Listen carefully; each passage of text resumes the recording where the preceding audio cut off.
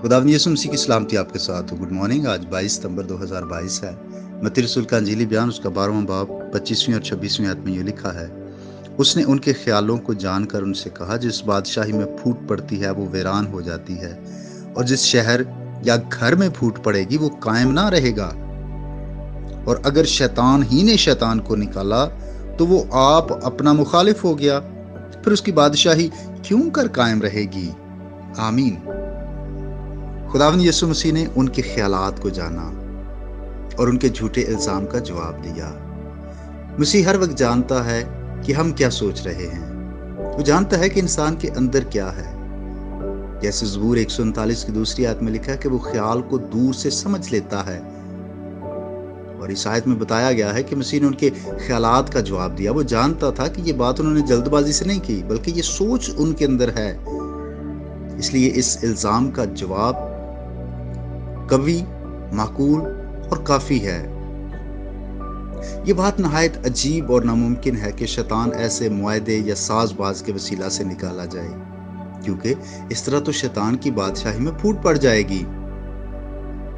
यहाँ पर हमारे खुदावंद यीशु मसीह ने एक असूल, एक कायदा बयान किया है जो तमाम मुआशरों पर लागू होता है कि मुआशरों और घरों की बर्बादी आपस के झगड़ों और लड़ाइयों का नतीजा होती है। जिस बादशाही में, जिस घर में फूट पड़ जाए वो वीरान हो जाते हैं। तो फर्कों और लड़ाइयों का अंजाम आम तौर पर वीरानी और बर्बादी होता है। जब हम टकराते हैं तो टूट जाते हैं। अगर हम एक दूसरे से जुदा हो जाएं तो आसानी से दुश्मन का शिकार हो जाते हैं।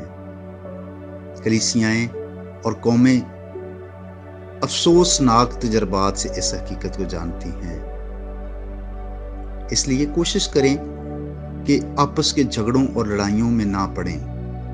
कोशिश करें आपके घर में फूट ना पड़े, आपके मुआशरे में, आपकी कलीसिया में, आपके मोहल्ले में, आपके रिश्तेदारों में फूट ना पड़े, बल्कि एक होकर जिंदगी गुजारें।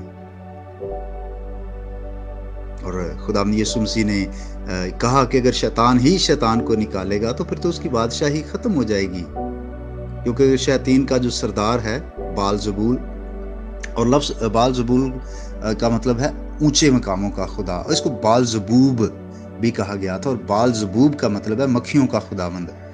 और खुदावंद कहते हैं कि अगर वो जो सरदार है, अगर वो मतहत शैतान के खिलाफ हो जाएगा तो उसकी पूरी बादशाही खत्म हो जाएगी, क्योंकि मसीह की मुनादी और मौजज़ों का नुमायां और ख़ास मकसद ही शैतान की बादशाही का तख्ता उल्टना था और आज भी है। वो आया था कि इब्लीस और उसके कामों को मिटाए।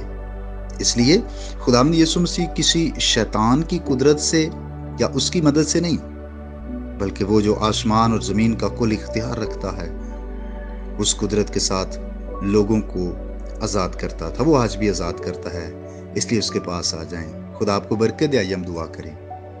अजीम खुदा यीशु मसीह के नाम से आज सुबह मैं तमाम उन लोगों के लिए दुआ करता हूँ जो तारीकी की कुव्वतों से दुख उठा रहे हैं, जो बदरू गिरफ्ता हैं।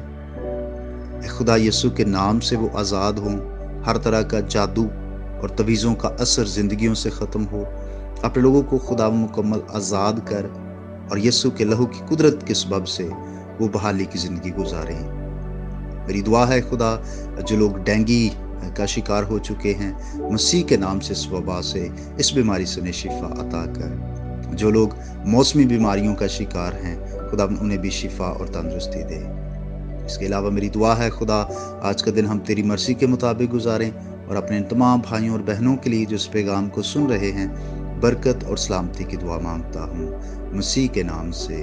आमीन। मेरा नाम पास्टर बिशारत है और ये पैगाम आपको इवेंजेलिकल चर्च अटक की तरफ से भेजा गया। अब तक हमारा चैनल सब्सक्राइब नहीं किया तो अभी सब्सक्राइब करें और बेल आइकॉन को क्लिक करके हमारी लेटेस्ट वीडियोस के बारे में अपडेट जानें।